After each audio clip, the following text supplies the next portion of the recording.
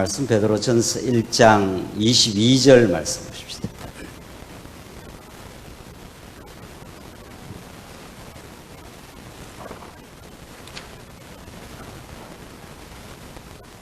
네, 우리 하나님의 말씀 신약성경 베드로전서 1장 22절 말씀입니다. 네, 찾으신 줄 알고 봉독 드리겠습니다. 베드로전서 1장 22절 말씀입니다. 너희가 진리를 순종함으로 너희 영혼을 깨끗하게 하여 거짓 없이 형제를 사랑하기에 이르렀으니 정결한 마음으로 서로 뜨겁게 사랑하여라. 한 절 드렸습니다. 봉독드린 본문 말씀은 기독교 윤리학의 전체 구조와 성격을 우리에게 잘 가르쳐주는 말씀입니다. 우리 기독교 윤리학 강의가 진행될수록 오늘 봉독드린 이 말씀의 깊이와 의의를 부단히 확인해 나갈 수 있다, 이렇게 생각을 해서 이 본문 말씀을 전달해 드렸습니다. 그 진리가 무엇인지, 이것이 우리 하나님이 창조하신 우리 인생의 궁극적 과제이고 끊임없는 그 추구의 그 내용이라 이렇게 생각합니다. 진리는 우리가 생각하는 것보다, 우리가 지금 알고 있는 것보다 얼마나 크고 넓은지 하나님의 말씀을 깨달아 갈수록 하나님 여호와 되심의 그 깊이와 넓이를 우리가 깨달아 갑니다.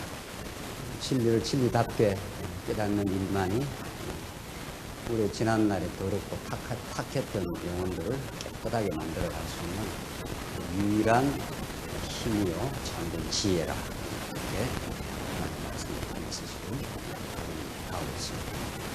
진리를 진리답게 아는 일, 예수가 진정 우리의 그리스도이심을 깨달아가는 일뿐만이 우리 영혼을 깨끗하게 수 있습니다. 영혼이 탁하고 영혼이 불결해질 때는 온 세상이 다 탁하고 어둡게 되고 긍정적 삶을, 참된 긍정적 삶을 살 수 있다. 즉 삶의 현 주성대로 진리가 우리 영혼을 깨끗하게 하고 영혼, 깨끗해진 영혼이 진정 거짓 없는 사랑을 행할 수 있다, 이렇게 되어 있습니다. 본문 말씀은 교회학 전체 성격을 잘 규정해주는 그런 말씀이다, 이렇게 생각해서 늘 묵상하시면서 말씀을 공부로 생각하시면서 강의를 따라오시면 되겠습니다. 지난 시간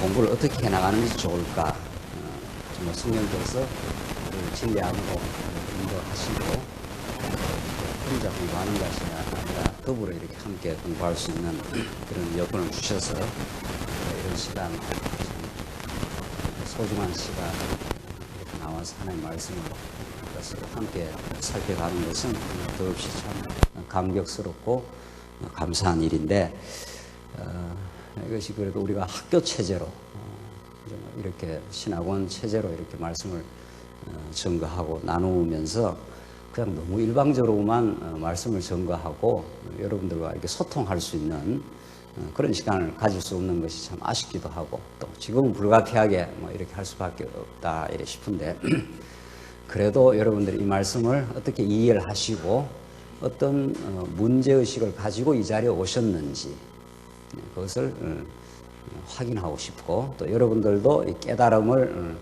여러분의 깨달음 나름대로의 그 감격과 또 정리된 생각들, 또 공부를 해 가시면서 바뀌어가고 있는 더 정리되고 더 깊어져 가는 생각이 있다면은 또 여러분 나름대로 이렇게 정리하는 그런 것이 좋겠다, 이런 생각을 했습니다. 소위 말해 그래야 이렇게 소통이 일어나고 여러분들이 가지고 있는 문제의식이 무엇이고 기독교 윤리학이라는 이 주제, 근본 주제는 하나님이 여호와 되심, 이게 이제 성경의 근본 주제인데, 그런 그 근본 주제가 여러분의 삶 속에 어떻게 이해되고 여러분의 삶이 어떻게 지금 변화해 가고 있고 어떤 기쁨과 새로운 가치를 더 깊이 깨달아가고 있는지는 제가 여러분들하고 대화를 해보지 않기 때문에 그냥 표정만 보고 그냥 감만 잡는 거 아니겠습니까? 예, 대충 표정만 보고. 그래서 더 이제 하나님께 허락을 하시고 시간을 허락하시면 깨달음을 함께 나누고 또 더 깊이 있게 여러분이 가지고 있는 질문이 있다든가 또 여러분의 통찰이 있다든가 이런 것들을 저도 여러분에게 들으면서 이 기독교 윤리학 주제를 더 심도 있게 천착하고 싶은 생각도 있고 해서 이렇게 생각을 하다가 이렇게라도 아쉬운 단어 해봐야 되겠다 이런 생각을 했습니다. 그래서 지난 주간에 여기 담당자께서 전달한 걸로 아는데 여러분이 강의를 들으시면서 우리 교회에서도 제가 이렇게 강의를 해보면은 지금까지 한국 교회 우리 성도님들의 그 삶의 패턴, 관행, 습관이라는 것이 참 무섭습니다. 그 사람이 자기의 그 살아온 습관을 한번 깨고 새로운 습관으로 가기 위해서는 한번 죽었다 깨어나야 된다 그러는데 교육학에서 사실 성경에서 근본 말하고 있는 겁니다. 때리고 싸맨다, 무너뜨리고 세운다 하는 것들이 전날의 옛 자아를 붕괴시키고 새로운 자아의 탄생. 이게 이제 교육의 아주 중요한 측면이고 하나님을 배워가게 하시는 역사인데 그 일을 이루기 위하여 예수가 십자가에 죽으시고 부활하심. 그래서 하나님 여호와 되심을 가르쳐 주심으로 병든 옛 자아가 붕괴되고 새로운 하나님 중심한 새로운 자아의 탄생. 이것이 하나님이 뜻하신 일인데 그래서 언제나 우리가 진리를 깨달아가는 과정은 혹독한 때로는 시련과 무너지는 아픔을 겪게 되어 있습니다. 그걸 겪지 않고 진리를 깨닫는 길은 없다 이렇게 되어 있습니다. 그게 광야고 그것이 가나안으로 가는 그 여정이라 이렇게 되어 있단 말이죠. 그래서 여러분이 편안하게 말씀을 들으시지만 여러분이 가지고 있는 그 문제의식과 나름의 삶 속에 부딪히고 있는 그 질문들과 여러분이 지금 절실하게 붙들고 있는 어떤 그런 것이 있을 거예요. 틀림없이. 그래서 너무 우아하게 이렇게 앉아 계시면 제가 강의하기 어렵다는 게 그런 뜻이에요. 뭐 너무 우아해서 아무 문제가 없는 것이 오늘 편안하게 오늘 김규국 강사가 강의하는 거 즐기고 집에 간다. 그렇게 되지 않을 거라 저는 그렇게 생각을 합니다.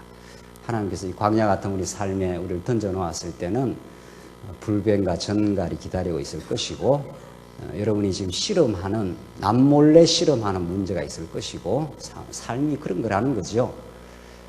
정말 처절하게 지금 고통 중에 있는 분도 있을 것이고 갈등에 시달리고 있는 분도 있을 것이고 물론 감사하고 물론 이렇게 교회에 나와서 감격하고 기쁨이 뭐 우리는 고생 혹은 고난 혹은 시련과 감사는 언제나 그 동반되는 것이라 그렇게 되어 있습니다. 예, 그것 없이 뭐 그냥 말씀 들으니까 편안해서 좋다 이런 법은 없는 거죠. 그렇게 하나님 짓지를 안 했다는 거죠. 그래서 그런 여러분들의 그 절실한 과제를 의식하는 것이 중요합니다. 여기 와서 그냥 좋은 말씀 듣고 간다 이렇게 되지 않단 말이죠. 여러분이 처절하게 붙들고 있는 지금 붙들고 전진해 가야 하는 그리고 한번 내가 탈피하고 싶은 어떤 과제 그런 걸 한번 무너뜨려 버리고 새롭게 전진하고 싶은 어떤 그런 과제가 있을 겁니다. 틀림없이. 그런 것들을 이제 좀 더 의식화하고 여러분이 주제화해서 이 강의를 같이 들으시고 그걸 이렇게 소통하기를 원합니다. 저도 이렇게 강의를 하지만은 제가 이론적으로 강의하는 게 아니라 이미 지나온 하나님의 삶의 경험들, 부딪히고 몸부림쳤던 세월들, 이 말씀을 들으면서도 헤쳐나가야 했던 어떤 그 심각한 과제들을 안고 있고 또 지금 하나님께 은혜 가운데 전진하고 있는 것입니다. 그렇지 않는 진리의 깨달음이 무슨 의미가 있을까? 이런 제가 생각을 해봐요. 특히 기독교 윤리학의 그 주제와 관련해서 기독교 윤리학은 우리의 삶의 구체적인 그 삶의 현실들, 삶이 지금 진행되고 있음, 지금 광야 같은 삶을 우리가 한 걸음 한 걸음 거쳐 나가야 되는 이런 그 현실 속에 주의 말씀을 붙들고 언약의 진리를 붙들고 당신이 언약대로 가나안 땅까지 우리를 인도해 가고 있다고 하는 그 생생한 하나님의 섭리를 우리가 붙들고 전진하고 있기 때문에 더욱 그러하다 이렇게 생각이 됩니다. 그래서 여러분들이 강의를 들으시면서 그냥 이렇게 스쳐 지나가지 마시고 들으시고 이제 그 두 가지로 이제 한번 정리해 보시라는 건데 첫째는 요점 정리했는데 무엇을 오늘 이 한 2시간 강의, 적은 시간이 아니에요, 사실은. 그래서 아까 분이 참 그 이야기 하다 그랬는데, 우리 교회에서도 강의를 해보면은 성도님들이 가능하면은 이렇게 중요한 포인트가 있으면은 메모도 하시고, 개론을 따라가시면서 정리하시고, 스스로가 생각을 하시고, 이 주제를 내가 한번 1시간 설교나 강의를 들으시면서, 하하, 이런 것이 분명히 생긴단 말이죠. 그런 것들이 생겨날 때는 그걸 참, 그때 딱 붙들어야 됩니다, 그걸. 그걸 이제 우리 교육학에서 미품이라 그러는데, 우리 현품이 있고, 여러분과 저는 지금 현재 어떤 품위가 있어요. 현재 진행되는 현재 수준이 있고, 한 번 더 성장하기 위해서는 싹 스쳐 지나가는 어떤 딱 포인트가 있습니다. 진리의 깨달음을 자꾸 이렇게 하다 보면, 아하, 이런 부분이 있었구나. 이런 게 딱, 그걸 미품, 미래의 내 수준이라는 거죠. 그래서 그런 것들은 스쳐 지나가기 때문에 그때 딱 포착을 하지 않으면 또 지나가 버립니다. 다른 어떤 맥락에서 다른 어떤 상황 속에서 그것이 다시 떠오르기 위해서는 어떤 그와 유사한 세팅이 필요한 거죠. 그래서 공부를 자꾸 우리가 해나간다, 진리를 탐구한다 했을 때는 정말 더 깊은 세계로 전진한다 했을 때는 굉장히 그 각성이 필요하고, 그게 이제 성령께서 하시는 일이에요. 우리가 표현을 하자니까 이제 각성이라, 교육학적 용어로 미품이라, 현재 품위가 아닌 더 성숙한 품위로 나가기 위한 어떤 그게 포착되는 뭐가 나타나는데, 그런 것들을 문제의식 없이 수동적으로 이런 강의를 들으시면 그게 탁 오다가도 그냥 스쳐 지나가 버리고 맙니다. 그럼 그게 늘 그 수준에서 쳇바퀴 돌듯이 자기 수준에서 돌고 돕니다. 그래서 하나님께서 우리를 진리를 깨닫게 하실 때는 삶의 절실한 문제를 붙들고 말씀을 듣는 게 중요하고, 그런 것이 다 있기 마련이기 때문에 그것을 어떻게 하나님 중심으로 우리가 또 성장해감으로 그 문제를 보다 더 여유롭게, 더 자유롭게 그 문제를 통해서 하나님을 더 의지하게 되느냐, 이제 이런 우리 과제가 놓여 있는데, 그래서 어떤 그 깨달음이 왔을 때 그걸 이렇게 스쳐 그냥 혼자 깨닫고 지나가지 마시고 그걸 메모를 하신다든가, 다시 이 강의가 끝나고 집에 돌아가면서 생각할 어떤 그 화두로 삼는 거죠. 하하, 이런 부분이 굉장히 중요했었구나. 이런 것들을 곱씹어 생각할 과제가 한 강의에서 1개 내지 2개는 생길 거란 말이죠. 그렇지 않겠어요? 그런 것들을 메모하고 생각하고 같이 들은 성도님들과 나눌 이유가 있는 겁니다. 당신이 이런 이야기, 이런 말씀을 이렇게 들으면서 난 이런 통찰을 얻게 됐는데, 내 성장의 새로운 미품이 될 수 있는 미래의 내 성숙의 과제가 되는 이런 걸 잡았는데 당신은 어떻게 생각하느냐? 어떻게 들었느냐? 이렇게 나눌 이유가 있는 겁니다. 그렇게 해보면 굉장히 유익합니다. 저희들은 지방에서 말씀을 들으면서 그런 것들을 아주 체질화 시켜왔는데, 그때는 목사님 직접 오신 것도 아니고 테이프로 이렇게 강의 들으면서 그 강의에서 중요한 부분이 나타나면 그걸 반드시 그 옆에 강의 끝나고 나면 그 부분을 놓치지 않고 들은 사람하고 자꾸 이렇게 디스커션을 해본 거죠. 어떻게 생각하니? 나는 이렇게 깨달았는데 어떻게 생각하십니까? 하면 이게 참 좋았는데, 이렇게 깨달으니까 이렇게 마음에 기쁨이 오고 해방이 오는데 당신은 어땠습니까? 그럼 그쪽에서도 어떤 반향이 일어나고, 혹시 놓친 부분도 나타나고, 혹시 내가 깨달은 것보다 더 깊은 깨달음을 다른 지체가 할 수가 있는 겁니다. 그래서 이렇게 서로 함께 더불어 공부한다는 유익이 굉장히 큰 겁니다. 굉장히 큽니다. 그런 중요한 부분들을 놓쳐버리고 혼자 이렇게 깨닫고, 혼자 그냥 말씀 잘 깨닫고 간다라든가, 이렇게 해볼 때는 얼마나 그 공부의 그 의미가 삭감되는지 모릅니다, 사실은. 그게 사실은 말씀 운동에 나는 기저요 풍토라고 봐요. 사실 말씀을 깨달아가는 사람은 그 일을 자연 발생적으로 하고 있습니다, 사실은. 그거는. 그건 진리를 사랑하고 진리를 함께 나누고 싶어 하는 사람들은 누가 하라 해서 하는 게 아니라, 이건 제가 이제 교육학 방법적으로 제가 이제 말씀을 드리기는 합니다만은, 이미 진리를 사랑하는 사람들, 다른 지체와 서로 성장하기를 원하고 또 깨달은 걸 함께 나누고 싶어 하는 사람들은 그걸 체질화되어 있습니다. 그게 이미. 그렇게 된 사람하고 안 된 사람은 굉장히 나는 차이가 날 거라 이렇게 보여져요. 제가 교육적 관점에서 보면은. 그렇게 됐을 때는 굉장히 자기가 깨달은 걸 다른 사람과 나누는 기쁨도 되고, 또 다른 사람이 또 그것을 공명을 해줌으로 얻는 굉장히 큰 울림이 있습니다. 나도 그렇게 생각했다, 이런 게 나온단 말이죠. 나도 이런 걸 과제로 안고 있었는데 말씀을 이렇게 들으니까 이렇게 새로운 통찰이 생겼다, 이런 그 통찰이 나오게 되어 있습니다. 그렇죠? 지금 이렇게 따라오시겠습니까? 그런 게 있겠죠? 예. 그걸 사장시킬 이유가 없다는 거죠. 그러니까 여러분들 교제라는 게 뭐냐, 교회에서. 교제라는 게 뭐라고 생각합니까? 뭐 우리가 말씀 들으면 교제를 많이 강조하지 않습니까? 예수 안에서 사귐이라는 것이 얼마나 중요한가. 교회라는 것이 말씀을 듣고 성도 간의 그 사귐이 교회다. 이렇게 돼 있단 말이죠.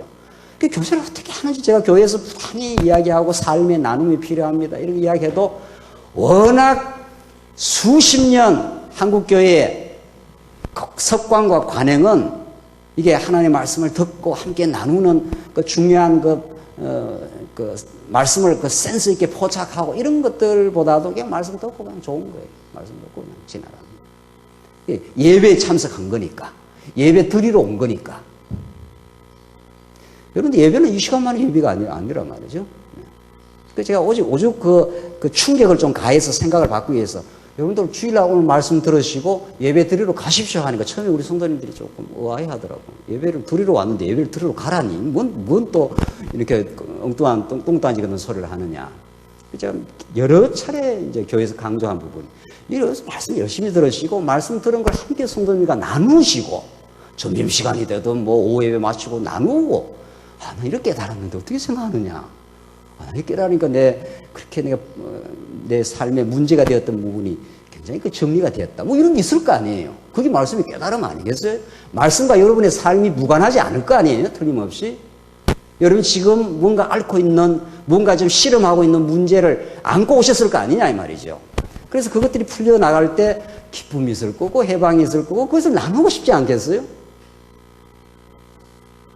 그래서 그런 것들을 깨닫고 나서 예배는 집에 가서 드려야지요. 예배는 여러분들 직장 가서 드려야 되지 않겠어요?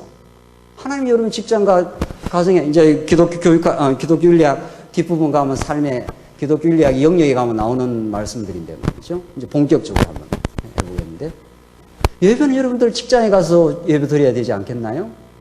여기서 예배 다 드리고 직장과 가정에 가서는 예배를 안 드리나요?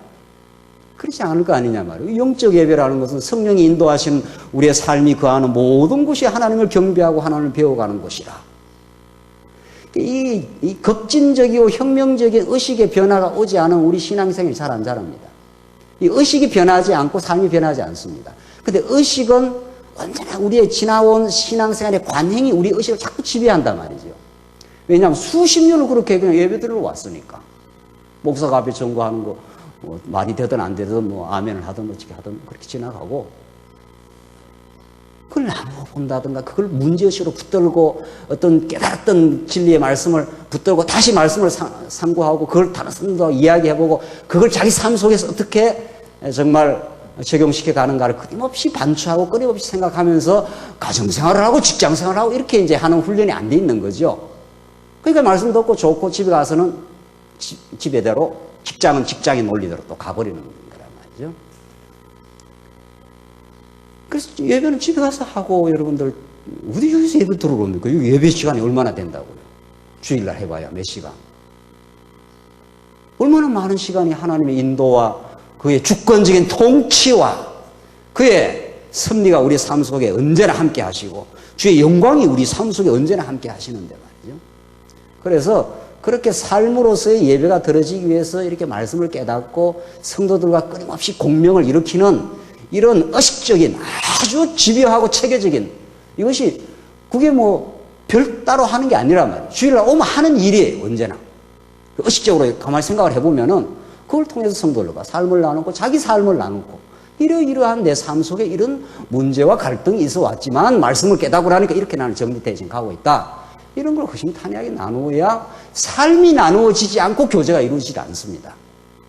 진리에 입각한 삶이 허심탄회하게 나누어지지 않는 한 여전히 자기 삶은 미봉되어 있거나 개방되어지지 않는 거죠.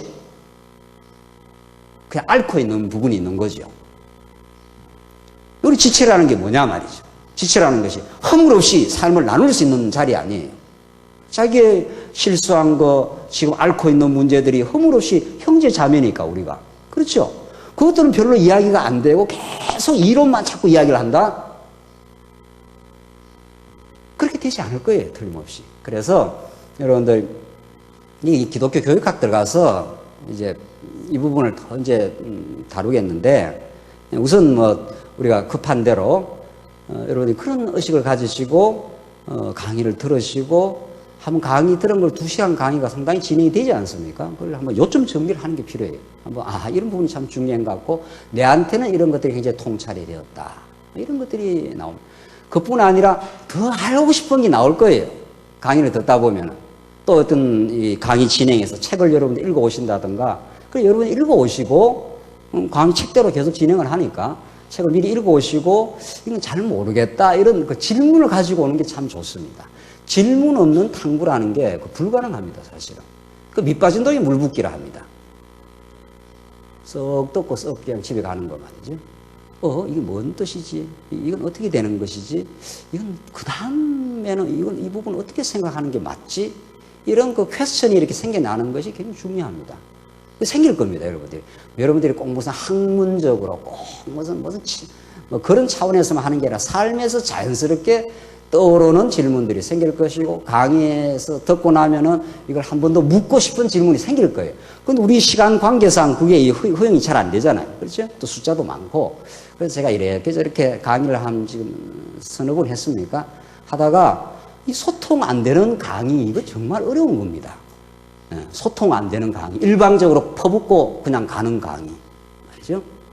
뭘 어떻게 깨달은 건지, 어떻게 이해하고 있는 건지, 어떤 새로운 질문이 생긴 건지, 어떤 통찰이 지금 느낌을 받았는 건지, 이런 것에 대한 소통 없는 강의는 정말 어려운 겁니다.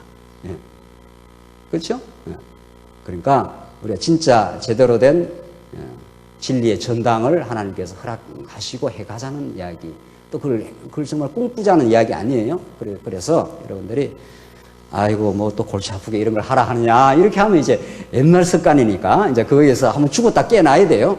한번 옛 습관을 한번 무너뜨리고 새로운 습관이 탄생되지 않고 우리가 새로운 진리의 깨달음이라는 거, 우리가 지금 깨닫고 있는 것이 이게 보통 진리냐 말이죠.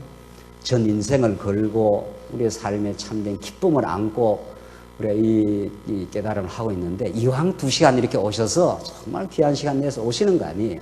그러니까 뭐 특별히 다른 시간을 더 내려 하지 마시고 이 시간만이라도 메모할 거 있으면 메모하시고 중요한 포인트 있으면 정리를 한번 하시고 집에 가서 한번 반출을 하시고, 되새김질이라는 게 그렇게 중요합니다. 집에 가서 조용한 시간 생길 때 계속 인생은 아름다워 드라마만 자꾸 틀지 말고, 그 드라마 재밌긴 재밌더라고요. 드라마도 뭐 한 번씩 봐야 되겠지만은 우리 진리가 얼마나 아름다운지 이렇게 조용하게 좀 생각하면서 묵상을 하시면서 오늘 들은 내용을 쭉 메모해 놓은 거 있으면 이렇게 묵상을 하시고 책을 한번 들다보시고 이렇게 한번 정리하는 시간이 필요합니다. 그러면 틀림없이 여러분의 심령 속에 잘 박힌 못처럼 박힐 겁니다. 한 번 더 이렇게 묵상을 하기 때문에. 그러니까 스쳐 들은 거, 남이 강의한 거는 그냥 좋다고 지나가게 되어 있습니다. 여러분이 한번 그걸 다시 생각하시고 깊이 한번 여러분 삶에 관련지어서 생각하시고 묵상하시고 말씀을 이렇게 살피면서, 오늘 우리가 진리를 순종함으로 너희 영혼을 깨끗하게 하여 거짓없이 형제를 사랑하게 이르렀습니다. 이런 말씀은 굉장한 어마어마한 이게 묵상거리가 있는 겁니다. 진리를 순종하여 너희 영혼을 깨끗하게 하여 형제를 거짓없이 형제 사랑하게 이르라. 이게 기독교 윤리학의 구조인데, 자, 진리라는 것이 어마어마한 이게 묵상거리 아닙니까? 도대체 진리는 무엇인가? 하나님은 어떠하신 분이신가? 예수는 그리스도라는 말은 도대체 어떤 어마어마한 메시지를 갖고 있는가? 이것이 우리가 성경 전체가 우리 가지고 있는 말씀 아닙니까? 그 진리를 진리답게 깨닫는다는 것은 내 탁한 영혼을 얼마나 깨끗하게 만들어줄까?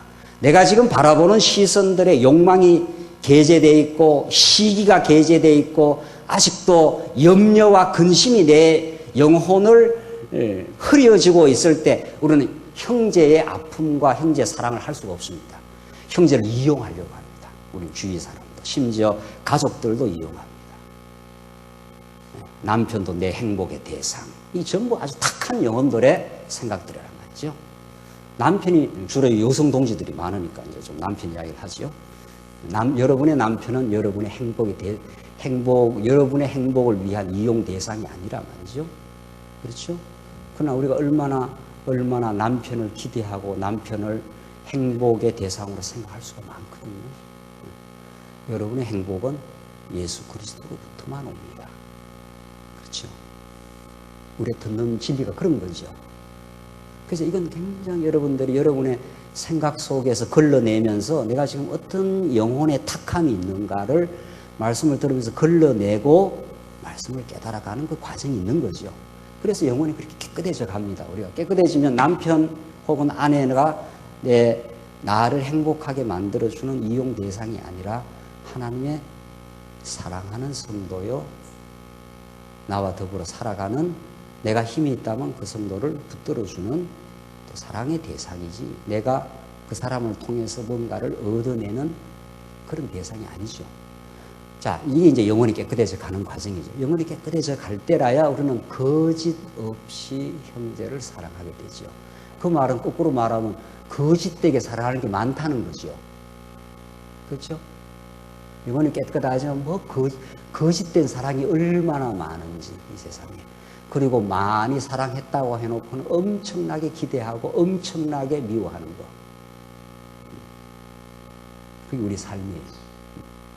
그게 영혼이 탁하지 않는, 영혼이 깨끗하지 않는 사람이 현실에서 만들어가는 더러움입니다. 깨끗하지 않기 때문에. 그렇겠죠? 우리는 다 그랬습니다.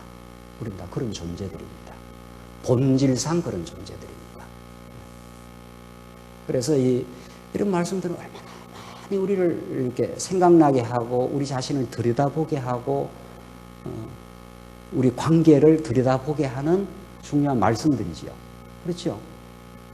이런 말씀들은 이렇게 막 퍼다부어가지고 이렇게 지나가는 말씀이 아닙니다. 여러분이 집에 가셔서 혼자 생각하시고, 여러분들의 영혼을 들여다보시면서 들은 말씀을 생각하시면서 내가 옆에 사람을 어떻게 생각하느냐를 검토하면서 막 조용한 시간을 얻어서 그렇게 생각할 그런 소중한 말씀이죠.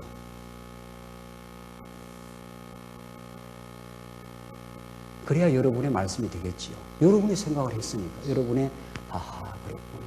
내가 참 너무 탁했구나. 내 영혼이 맑질 않구나. 맑질 않으니까 이렇게 내가 방황을 하는구나. 이런 걸 느낄 거 아니에요. 그래서 그런 것들을 한번 정리해 보시고, 제가 예를 하나 드린 거니까, 그 말씀을 들으면서 그런 것들을 포인트가 생기면은 정리하고 말씀을 상기고, 이제 말씀도 집에 가서 보시고, 그렇게 하면서 떠오르는 좋은 질문이 있으면 이제 질문을 두 번째 적으시면 됩니다. 이러한 것들은 어떻게 생각해야 되는 건지, 이런 것들은 한 번 더 알고 싶은데 어떤 건지, 이렇게 여러분이 피드백을 해 주시면 그럼 제가 그걸 다 반영할 수 있으면 좋고, 강의자에. 그러나 적어도 여러분들이 어떤 생각을 하고 어떻게 지금 이 강의를 듣고 계시고 어떤 질문이 있는지를 제가 아는 건 중요하다고 생각들어요. 그래야 이렇게 소통이 일어날 거 아니에요. 도무지. 그렇죠?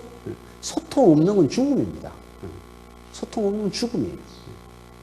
막 일방적으로 퍼붓고 가는 강의는 어떻게 들었는지를 알 길이 없으니까. 그래서 사실은 제일 가능하면은 강의하고 이렇게 식사하면서 대화도 하고 어떻게 들었는지를 나누고 또 여러분끼리도 그렇게 하시고 그렇게 하는 게 제일 좋지만은 그게 지금 여러 가지 여건상 안 되니까 앞으로는 그렇게 하기로 그렇게 생각을 하면서 생겨난 질문들이 있으면 꼭 그렇게 해서 이건 뭐 자유선택이에요. 여러분의 영혼에 관한 문제입니다.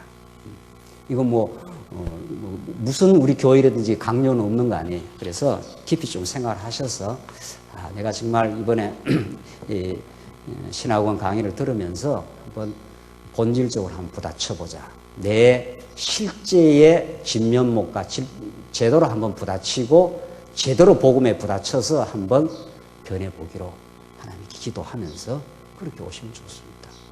그렇게 할 수 있겠습니까? 네.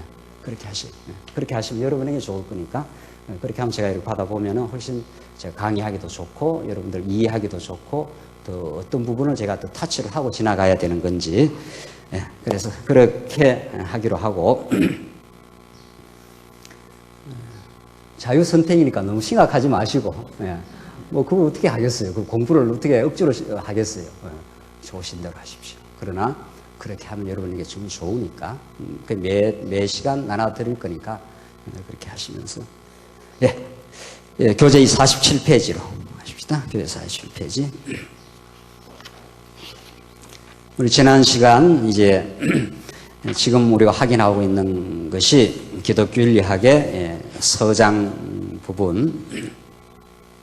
서장에서 계속 이제 기독교 윤리학의 문제가 제기되는 거죠. 제가 지금 서론에서도 장시간 말씀드린 대로 문제 없는 해답이 무슨 의미가 있겠느냐 이 말입니다. 그렇죠? 모든 삶은 문제와 해답의 연쇄고리입니다. 따라서 이 기독교 윤리학도 문제에 대한 분명하고 확실한 이해를 해야 우리가 깨달아가는 성경신학적 기독교 윤리학, 우리가 정말 소중하게 생각하는 이 말씀의 가치가 분명해지는 거죠. 우린 지난 시간 기독교 신학 자체가 도덕화돼 간다 이런 걸 했고, 오늘 47페이지 두 번째 1-1, 2-1.1.2.2입니다. 그러니까 오늘 공부할 내용이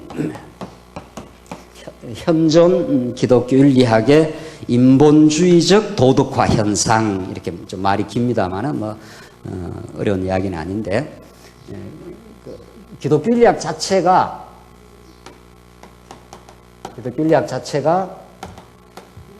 제대로 기독교 윤리학인데, 기독교적 관점에서 삶을 이해하고 삶을 해석하는 그 원리를 가르쳐 주는 건데, 기독교적인 입장이 아니라 기독교 윤리학이라고 말은 하지만은 인본주의적 그 윤리학으로 변질이 되고 있다. 인본주의적 도덕화 현상이다. 이제 그 말인데, 크게 봐서 두 가지로 지금 문제를 일으키고 있다. 이렇게 되어 있습니다. 우리 신학의 큰 흐름이 보수신학과 보수주의 신학, 혹은 보수신학과 우리 자유주의 신학 이렇게 말한단 말이죠. 어떤 신학도 신학이 함축하는, 함의하고 있는 기독교 윤리학이 있는 거지요. 하나님이 어떤 분이라 하는 것은 그 하나님에 대한 진리의 깊이와 넓이만큼 그 하나님이 통치하시고 다스리는 삶의 그 해석이 나오겠죠.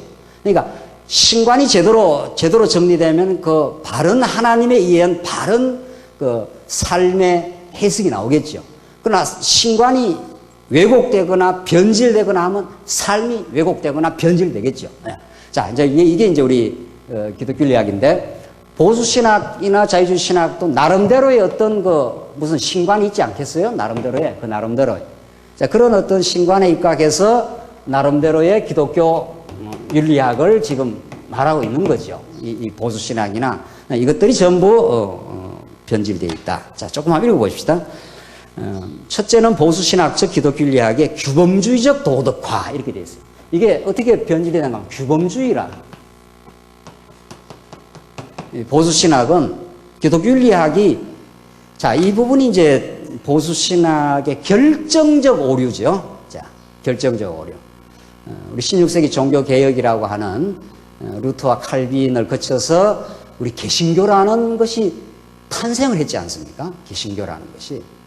16세기 종교개혁은 2000년 교회사에서 아주 엄청난 세계사적 변혁의 시기였죠. 로만 카톨릭의 그 허구, 그 교황이라고 하는 정말 어처구니 없는 교회의 잘못된 그런 지배자, 그런 것에 의해서 형성된 그 1200여 년을 서구 교회에서 있었던 로만 카톨릭의 그 지배, 그 마지막에 있었던 그 부패와 이루 말할 수 없는 혼돈, 그것이 이번에 뭐 종교개혁 그 역사 유적 탐사에서 다녀왔습니다만은 정말 그 빗나가고 허구적인, 진짜 소박하고 진실하고 감사하고 신령한 하나님의 그 삶의 모습은 찾아볼 수 없는 허구적이고, 좀 성 베드로 성당 너무 허구적이란 말이죠. 도대체 그런 걸 만들 수 있을까, 인간이? 그게 하나님의 그 정말 버려두신 하나님의 뜻인 거죠. 인간의 그 부패와 타락의 극치를 우리는 볼 수 있단 말이죠. 교황 그 시체를 그 안에 구석구석에다 갖다 놓고 말이죠. 거기다가 막 험한 대리석으로 만들어 놓고, 그걸 무슨 신앙이라고, 또 거기에 얼마나 많은 사람들이 엎어지고 말이죠. 자, 그런 것들을 이제 개혁하고 나온 게 이제 우리 프로테스탄티즘, 우리 지금 개신교가 그렇게 출현을 했단 말이죠. 오직 성경으로. 자, 이제 그 기치가 얼마나 좀 하나님께서 그 시대를 주셨습니다. 그럼에도 불구하고 칼빈에게 있어서 가장 결정적인 약점은 기독교 윤리학하고 직결을 한다면 우리 성경신학이 정말 500년 칼빈 전통, 소위 말해서 종교개혁 전통이라고 하는 이 500년이라는 게 간단치 않은 세월 아닙니까? 서구 기독교가 지금까지 500년을 지배해 온 건데 또 우리한테 이 복음을 전해준 이런 그 서구 기독교의 결정적 문제점이 바로 오늘 우리가 거론하고자 하는 규범주의화, 규범주의. 기독교 윤리학이 율법을 규범으로 만들어 버렸다는 거죠. 이게 이제 칼빈이 범했던 그 오류였다는 거죠. 칼빈이 딴 건 많이 아퀴나스를 극복하고 성경으로 돌아가려고 많이 애를 썼음에도 불구하고 이 율법의 문제에 걸려가지고 그것을 언약으로 보지 못하고 그것을 오늘 우리 여러분과 저의 삶의 규범으로 만들므로 개신교 프로테스탄트의 근본적으로 좌초하게 되는 개신교의 자체 모순을 일으켜버리고 마는 그런 문제점을 낳았다. 자, 그럼 조금 읽어봅시다.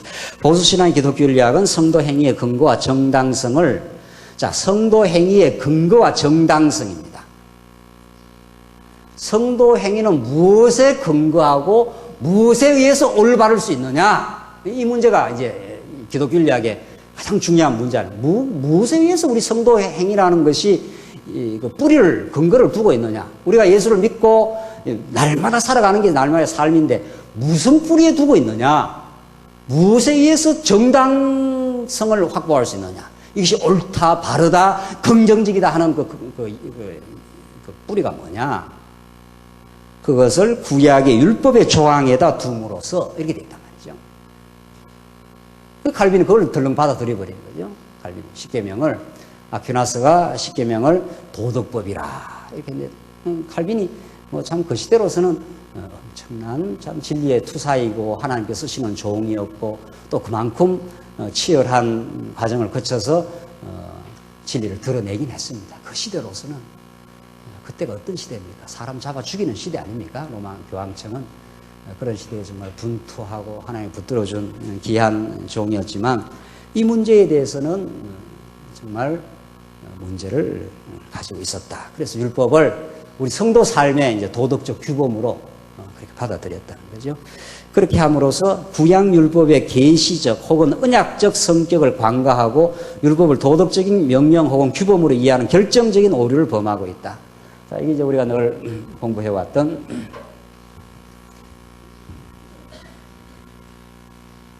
우리가 언약 성취사 이걸 뭐 생명처럼 또 앞으로 오고 오는 세대에 그렇게 우리가 중시하는 이제 해석학적 틀 아닙니까? 왜 우리는 언약 성취가 아니고는 하나님 대심, 진리의 진리 대심, 그것을 우리가 알 수 없느냐? 이제 하나님께서 아담에게 언약하시고 아브라함에게 아담에게 한 언약은 둘째 아담 예수 그리스도를 통해서 이룰 언약, 근본 언약 아닙니까? 그걸 아브라함에게 언약하시고, 그 다음 이제 하나님께서 모세를 통해서 이제 언약을 하신 거죠. 여기 이제 십계명이 나온단 말이죠. 우리는 전부 아담에게 한 것이든지, 아브라함에게 한 것이든지, 모세한테 한 것이든지, 그 다음 다윗에게 한 것이든지, 이게 전부 우리는 언약이라. 알고 보면 성경은 너무 쉬운 거예요. 그렇죠? 정말 성경이 이렇게 간결하고 명료할 수가 있는가? 이건 뭐 특별한 무슨 학문을 많이 해야 되고 특별한 무슨 수련을 많이 해야 깨닫는 게 아니라 말이죠. 정말 성경을 성경답게 우리가 쭉 그냥 읽어 나가고 바르게 해석학적 관점만 바르게 성도단에 가르쳐 주면은 저는 그렇게 생각을 해요. 이제 앞으로 여러분들이 얼마든지 성경을 해석하고 여러분들이 성경을 보고 해석하고 여러분들이 옆에 성도들과 말씀을 나눌 수 있다고 생각하는데 목사한테 그렇게 굳이 의존할 이유가 있을까? 나는 그런 생각을 해봐요. 물론 목사는 하는 게 가르치는 은사를 가지고 있고 또 전하는 은사를 가지고 있어서 가르치기도 하고 전하기도 해야 되겠지만 인터넷 잘 돼 있겠다. 요즘에 가보니까 우리 성도님들이 이렇게 주중에 별도로 뭐 구역 예배가 아니고도 모여서 성경 공부를 해요. 그런 데가 있어. 그런 데는 자동적으로 인터넷 틀어놓고 공부하고 말씀을 나누는 거예요. 나는 앞으로 그렇게 된다고 봐요. 그러니까 여러분들이 수동적 입장에서 있을 이유가 없는 거예요. 그냥 또 하나님의 말씀을 듣고 우리 함께 나누기 위해서 또 보다 체계적으로 연구를 한 목사가 복음을 전파하긴 하겠죠. 그 의의야 뭐 중요한 거야. 제가 목사 아니에요. 그렇죠? 그러니까 목사의 의의를 제가 뭐 약화시킬 이유가 있겠습니까? 필요하겠지만 여러분들이 얼마든지 말씀을 깨닫고 할 수 있다는 거예요. 왜? 성경 해석하고 원래 그렇게 어렵지 않아요. 알고 보면은. 여러분들이 꾸준하게 성실하게 영혼의 말씀으로 받아나가면은 하나님께서 아담에게 약속한 것이 둘째 아담을 통해서 보여주시는 하나님의 나라를 보여주신다. 그래서 하나님 여호와 되심을 보여주신다. 그것을 그림자적으로 일단 구약에서 보여주기 위해서 동일한 3대 언약을 주셨다. 그리고 아브라함에게 하신 언약을 이루는 과정에서 하나님은 모세를 통해서 타락한 인생들, 구약식으로 말하면 애굽에 들어간 인생들을 건져내어서 그들을 하나님을 새롭게 깨닫게 하기 위해서 새로운 인생으로, 새로운 언약 백성으로 만들어가게 하기 위한 언약, 이게 모세 언약이에요. 죽이고 살리는 복과 저주로 되어 있는 이 모세 언약을 주셔서 그들을 광야에서 새롭게 만들어가고 가나안 땅에 들어가서 하나님을 섬기는 새로운 기독교 문화의 창출의 근거로 모세 언약을 주신 거란 말이죠. 모세 언약이. 그게 이제 우리가 다 공부한 거 아니에요. 계명이라든가 율례라든가 규례라든가 이게 전부 하나님을 여호와로 기억하며 이제 여호수아를 통해서 들어가서 이제 다윗 시대 때 나라를 이루는 그 나라의 그 아브라함 언약이 하나님 나라를 이루는 거 아니에요. 그 나라를 이루어가는 나라의 한 구체적인 그 나라를 형성하는 기독교 문화를 형성하는 구체적인 내용이 모세 언약이란 말이죠. 그래서 율법을 어겼을 때 성전에 가서 제사드림으로 하나님의 은혜로우심을 하나님이 여호와 되심을 다시 한번 깨닫게 하기 위해서 하나님 그렇게 만들어 놓으신 거죠. 그들 스스로가 나라를 이룰 수 없다는 걸 깨닫게 하기 위해서 애굽 400년 종살이에 죄악 가운데 집어넣으셔서 그들의 힘으로는 그 나라를 이룰 수 없도록 하시고 하나님이 베푸시는 은혜로 이게 모세 언약이란 말이죠. 그게 율례요 규례요 그들을 용서해주고 성전에서 다시 하나님 성전하는 하나님과 그의 백성이 만나는 자리 아니에요. 그들이 범죄했을 때마다 만나주시고 용서하시고 다시 하나님을 찬양하게 만들어 가시고 그렇게 해서 모세 언약을 주신 거예요. 이게 그 나라를 이루어가기 위한 구체적인 하나의 기독교 문화적 정말 아름다운 내용으로 이것이 장차 오실 메시아 사건이라 우리 신약시대 때는 구약에는 이렇게 쭉 십계명도 주시고 율례도 주시고 규례도 주시고 이 수많은 이 죽고 사는 법이란 말이죠. 정죄와 사죄 아닙니까? 이런 법을 통해서 끊임없이 여호와 하나님을 기억하도록 내가 죽어야 될 그 자리에 양이 하나 죽고 다시 살아남으로 제사장이 하나님 앞으로 새롭고 산 길로 전진함으로 하나님과의 갈 길을 새롭고 산 길을 열어놓으신 그래서 하나님과 하나됨의 역사를 만들어가는 하나님의 백성이 되는 다시 깨닫는 그들의 정체성을 다시 확정시켜주는 끊임없이 그걸 통해서 하나님을 경외하도록 만들어주시는 그런 여호와 하나님을 기억하게 하는 법, 여호와 하나님을 섬기는 법, 이 구약의 그 많은 이 법이란 말이에요. 이게 우리는 언약이라는 거 아니에요. 그렇죠? 그걸 이제, 그 언약이라는 말은 다 누가 이루실 것이라, 누가? 예수님이 이루실 것이라. 그래서 예수님이 우리 죽어야 될 자리에 십자가에서 죽으심으로, 처절하게 죽으심으로, 하나님이 자기 사랑을 우리에게 확정하셨노라. 그래서 우리는 십자가가 우리의 무한한 영광이죠. 그가 죄에 대해서는 죽으시고 그래서 다 죄를 근본에서 도말시켜버리고 우리가 죄와 사망의 법에서 살아가던 우리 인생들 아까 보니 우리 서두에서 말한 대로 말하면 탁하고 불결한 영혼으로 살아가던 운동병자처럼 살아가던 우리의 영혼을 하나님께서 부활의 진리로 새로운 생명 가운데로 우리를 인도하십니다. 그래서 우리는 이제는 사망의 게임에 훨씬 이제 우리가 덜 들어감 그런 그 부활의 생명 가운데 영생의 풍요 속으로 우리를 인도하심. 이게 모세 언약이에요. 그렇죠?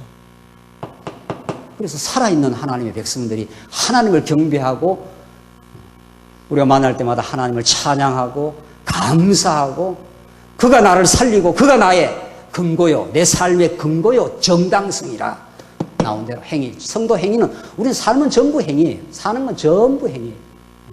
사는 게 밥하는 것도 행위, 자녀 키우는 것도 행위, 여러분도 오늘 오시는 것도 행위, 전부 행위예요. 그 앵겔스라는 그 철학자가 태초에 행위가 있었느니라. 그 철학자들이 그 태초 사건을 그렇게 많이 들어가지고 흉내를 내요. 우리는 태초에 말씀이 계시느니라. 이런 그 태초에 행위가 있었느니라. 우리 모든 게 행위거든요. 우리 삶은. 끊임없는 그 행위인데 그 행위의 근거가 뭐냐? 복되고 아름다운 삶의 근거가 뭐냐? 우리는 모세 언약이라 물론 다 통하니 무슨 좀 율법과 관련시킨다면 모세 언약 우리는 예수 그리스도가 우리의 행위의 근거라. 예수는 그리스도이심. 이것이 우리의 모든 행위의 근거예요. 우리가 살아있는 모든 숨쉬고 직장생활하고 자녀 키우는 모든 근거가 예수는 그리스도이심. 그렇죠?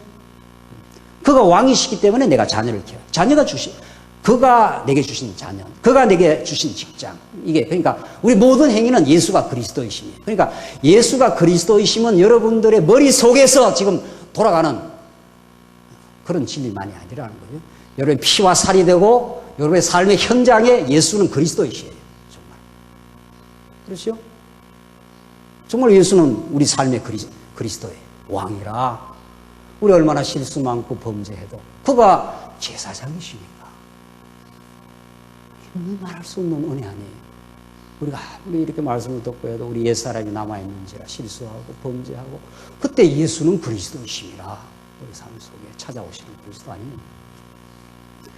그가 우리에게 경책하고 그가 우리에게 아프게 이야기해주는 선지자예요. 선지자는 아주 통렬하고 제사장은 안아주는 일을 하지만 선지자는 그렇지 않아요. 선지자는 아주 통렬하게 지적하고 우리의 허탄함을 깨우쳐줘요. 우리의 몽롱함을 깨우쳐주는 게 선지자예요. 우리가 죄악이 죄인지도 모르고 사는 우리 인생들을 찾아오시는 우상을 숨기면서 심지어는 우리 신앙까지도 내중심적 신앙이 얼마나 많으냐 말이죠. 교회 봉사도 내중심적으로 할 때가 있어요. 그런 걸 아주 통렬하게 선지자 대신 예수 그리스도 우리에게 가르쳐줘요. 너 그거 아니야. 너 그런 식으로 하는 거 아니야. 위에서 수식적으로 내리꽂는 말씀들이 예언자의 말씀이에요. 예언자의 말씀은 가차 없어요. 우리의 위선과 우리의 거짓과 자가당착과 모순과 그것을 위로부터 내리쫓아 들어와요. 그래서 우리가 그 말씀을 받아야 아하 하나님 내가 틀렸습니다. 내가 어리석었습니다. 이 말이 나오는 거죠. 그러나 선지자는 다시 쌓지 않아요. 그걸. 예수는 정말 그리스도시에요. 예수는 우리 삶에. 그래서 이 모세 언약에 대한 심도 있는 이해, 올바른 이해는 우리 삶이 얼마나 중요한지 몰라요. 이게 깊이 이해되어지면 예수 그리스도 사건이 쫙 떠오르는 거죠. 그의 십자가와 부활의 사건, 이 어마어마한 사건이에요. 이 언약 성취의 구체적인 사건 아니에요. 그의 십자가 앞에 제대로 서봤는가? 그의 부활의 능력을 우리가 경험하고 있는가? 그게 로마서 1장에서 말하는 대로 육신으로는 다윗의 혈을 통해서 나셨지만 성결의 영으로는 죽은 자 가운데서 부활하심으로 하나님의 아들로 인정되셨으니 이런 말씀. 그 아들로 우리가 자꾸 우리 마음이 채워질 때 우리는 하나님을 섬기고 우리는 하나님을 경배하는 인생이 되는 거죠. 그렇죠? 이런 복음이 그럼 이게 복음인데 이거 어마어마한 복음 아니에요. 모세 율법이라는데 모세 율법을 총체적으로 모세 전부 언약으로 말해요. 이게 이렇게 오늘날 이 시대 때 언약으로 해석이 되었다는 건 어마어마한 혁명 아니냐. 이게 500년 개신교를 지금 가로막고 있는 걸림돌이에요. 여러분과 저의 옛날 신앙생활에 전부 걸림돌이란 말이지. 이게 자꾸 성도들한테 이래야 된다, 저래야 된다 소리가 나오는 거죠. 강단은 그런 게 아니란 말이죠. 예수는 그리스도이심 이것만 증거하는 거예요. 하나님 여호와 되심. 그는 신실하시고 그는 자비하시고 그는 영원하시고 그는 전능하셔요. 정말.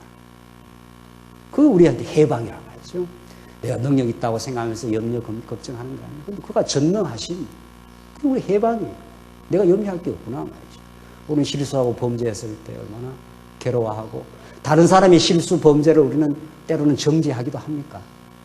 그래서 관계가 파괴되어지고 그 파괴가 나서 화해도 못하고 절절절절 매는 우리 인생들 말이죠. 그 속에 찾아오신 예수는 그리스도이시네요. 정말 우리를 화해케 하고 하나 되게 만들고 이게 모세를 통해서 보여주신 이게 보통 일이 아닌 거죠. 우리가 늘 이렇게 말씀을 듣고 정말 이게 혁명이 일어났다는 이야기냐, 정말 신학의 혁명이 일어났다는 이야기냐. 자, 이제 신학의 혁명이 일어났다는 건 사실인데 여러분에게 혁명이 일어났는가? 중요한 거는 신학의 혁명이 하나님 하실 일 아니겠어요? 이제 종교개혁이 가보니까 루터가 개혁하려고 해서 개혁한 게 아니더라고요. 그냥 자기가 깨달은 걸 어떻게 그냥 뭐 한마디 몇 마디 이야기했는데 하나님이 그냥 그 일대를 그냥 개혁의 불길로 그냥 만들어버렸어요. 인쇄술을 미리 만들어 놓고 말이지. 요즘은 나는 인터넷을 이제 하나님 인터넷을 이렇게 깔아놓는 게 다 이유가 있는 겁니다. 정말 하나님 하셔요. 정말 여러분과 저에게 중요한 건 여러분과 저의 삶의 혁명이 일어나고 있는가 이런 거 아니겠어요? 그래서 이 도덕적인 명령 혹은 규범으로 이해하는 결정적인 오류를 범하고 있다. 이것이 신학적으로 이게 정리되지 않고는 개신교는 한 발자국도 나아갈 수 없다. 이렇게 되어 있습니다. 제가 총신도 다녀보고 계속 그 후에 신학도 해보고 계속 하면서 이 문제를 교수한테 물어보고 어떻게 해결하는 거 물어봐도 이 문제를 칼빈이 말하지 않았기 때문에 더 이상 넘어갈 수 없다는 거예요. 그 사람들은 칼빈이 우상, 칼빈주의자들. 우리는 성경이 우리의 유일한 근거예요. 성경의 말씀, 이 말씀 운동이 정신 아니에요. 말씀이 운동하신다는 거예요. 그래서 이는 주말 조금 더 봅시다. 이는 실상 종교개혁 이후 500년 전통을 자랑하는 전통적 개혁 신학이 지니고 있는 치명적인 문제점이다. 즉 율법에 대한 오해로 말미암는 기독교 윤리학의 문제점은 나름대로 건전한 개혁 신학의 전제와 원리를 그 자체 안에서 허물어버리는 결정적인 모순과 취약점을 노출시키고 있다. 개혁 신학이라는 게 다 나쁜 게 아니에요. 또 개혁 신학은 굉장히 좋은 전통이 있어요. 우리가 또 개혁 신학의 좋은 전통을 더 발전적이고 더 비판적으로 이제 혁명을 해가는 거고 있는 거죠. 개혁 신학인 게 오직 성경 솔라 스크립추라. 이거 얼마나 중요한 원리입니까? 하나님의 절대 주권이라. 참 그 시대에 교황의 절대 주권 앞에서 하나님의 절대 주권을 외쳤다는 것은 이건 목숨을 건 정말 하나님이 주시는 용기가 아니면 가능하지 않았던 정말. 그 루터의 그 비문에 그렇게 쓰여져 있어요. 그 동상 믿기가. 내가 성경과 성경의 근거에 입각하지 않고는 내 주장을 처리할 수가 없습니다. 내가 여기서 싸우니 내가 다른 것을 아무것도 할 수가 없습니다. 나를 하나님 도우시옵소서. 참 루터는 아주 목숨 걸고 절절했습니다. 절절했어요.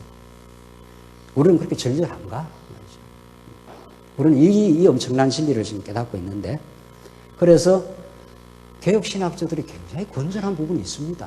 그건 그대로 우리가 또 계승하는 거죠. 그러나 개혁신학은 지금 우리의 신학적 전체적인 성경 구조에 비하면 너무도 그 시대는 어쩔 수 없었어요. 성경을 전체적으로 볼 여유도 없었고, 또 성경 전체의 구조를 그렇게 생각할 만한 여유와 시간도 없었고, 또 그게 그때의 과제도 아니었고, 500년 지나면서 하나님의 뜻 가운데 서구 교회가 이렇게 정말 잠들어버리는, 죽어버리는 이런 현실 속에 하나님께서 아시아 이 시대를 여시고 여러분과 저를 이곳에 보내시고 성경 전체가 말하는 하나님이 어떤 분인가, 이 구조적인 진리를 하나님께서 깨닫게 하시려고 지금 하신다는 거 아닙니까? 그래서 개혁신학은 앞에서 하나님의 절대 주권이라 이렇게 말해놓고는 율법은 내가 지켜야 된다 이러니까 하나님이 하신다 해놓고는 여기 가서는 이 진리라는 건 체계인데 진리는 시스템이란 말이죠. 진리는 어떤 한 명제가 아니잖아요. 성경 전체가 하나의 그 시스템으로 돌아가는 거죠. 한 시스템으로 구조로 돌아간다. 그러니까 하나님이 절대 주권이라 하면은 율법도 하나님이 지키게 할 건 지키게 하고 못 지키게 할 건 못 지키게 해서 복과 저주를 하나님이 하신다 이래야 된단 말이죠.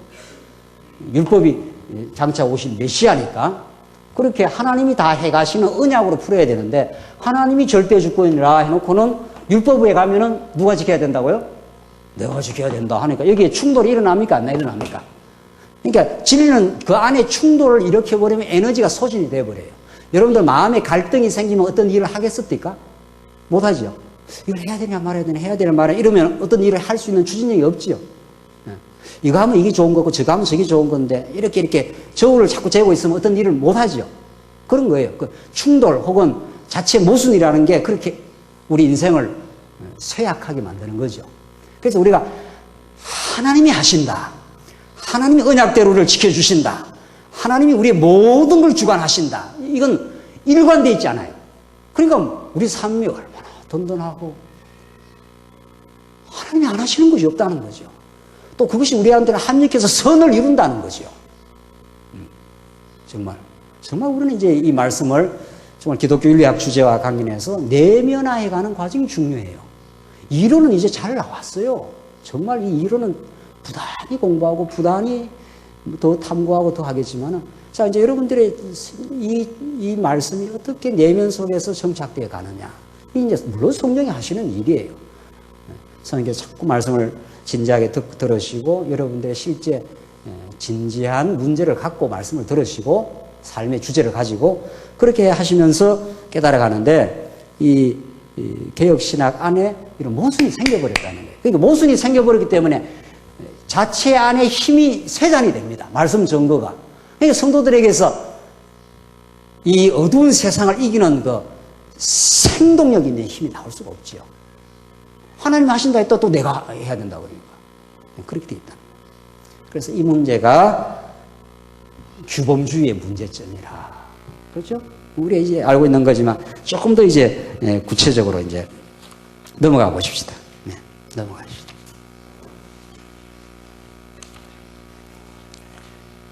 49페이지 두 번째 자유주의 신학적 기독교 윤리학의 세속윤리화입니다. 이 세속윤리화. 다른 말로 말하면 행복주의입니다. 행복주의. 자, 이렇게 해놓고 나면은, 여러분들 뭐가 떠올라야 되는가 하면은, 뭐가 떠오르는가 하면은, 우리가 신약 성경 후반부에 가면은, 하나님께서 우리 교회를 양육하시고, 무장하시고, 무장 다음에 뭘 합니까? 뭘 하죠? 투쟁을 하지 않습니까? 투쟁의 대상이 있죠. 투쟁의 근본적인 대상은 적그리스도, 어둠의 권세지요. 그 어둠의 권세가 쥐고 움직이는 게 우리 성도를 교란시키고 흔들어 놓는 게 뭐예요? 하나는 뭐죠? 네? 유대주의 아니에요. 유대주의. 하나는 뭐죠? 세속주의죠. 이렇게 돼 있어요. 이렇게 돼 있다.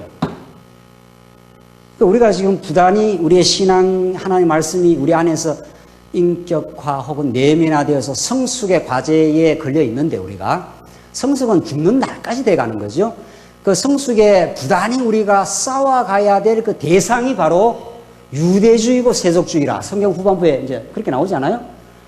알고 보면 이게 규범주의라는 게 유대주의예요. 규범주의라는 건 자기 의를 세우겠다 이런 뜻이란 말이에요. 내가 이걸 지켜서 율법을 내가 지켜야 된다 하는 거니까. 그게 유대주의의 특징을 가지고 있고 세속윤리라는 것은 자유주의 신학은 초월 세계가 없어요. 이제 우리 이제 조금 쉬었다가 이제 하겠습니다만 자유주의 신학은 하나님의 위로부터의 계시가 없고 영원한 초월 세계가 그들은 기독교에서 인정 안 해요. 그래서 그건 보이는 현실밖에 없어요. 그래서 보이는 현실에서 어떻게 행복이 그들의 목적이에요. 이 땅 위의 사회 정의와 공평과 그걸 더 현대적 용어로 말하면 행복이 목적이에요. 그게 세속주의. 초월의 세계, 영원한 세계가 없는 사람들은 세속에서 어떤 건지 잘해봐야 될 거 아니에요. 행복을 구가해야 될 거 아니에요. 그래서 이 행복주의에 떨어집니다. 이 행복주의가 우리 성도들을 얼마나 교란하고 우리를 얼마나 도전해오는 유혹하는 세력인지 몰라요. 그러니까 우리가 쉽게 말하는 그 삼박자 구원이 그게 아주 천박한 세속주의 아니에요. 그건 아주 천박한 아주 고급한 세속주의도 있습니다. 세속주의의 도전이 그렇게 만만치 않습니다. 여러분 같이. 삼박자 구원이라는 게 예수 믿고 건강하고 그다음 뭐죠? 잘 살고 잘 먹고 잘 살고 그 유혹에 안 넘어가는 사람이 없다는 거예요. 너나 할 것 없이 너나 할 것 없이. 그 예수 믿는 목적이 그거라는 거죠. 그 예수 믿고 고난을 받는다든가 예수를 믿었더니만 사업이 망했다라든가 이런 부분에 대한 해석이 전무한 거죠. 자, 오늘 이 자유주의적 신학, 기독교 윤리학의 세속 윤리학은 어떻게 많은 사람들을 설득하고 비진리 가운데로 인도해 가는가 조금 쉬었다가 이래하시죠.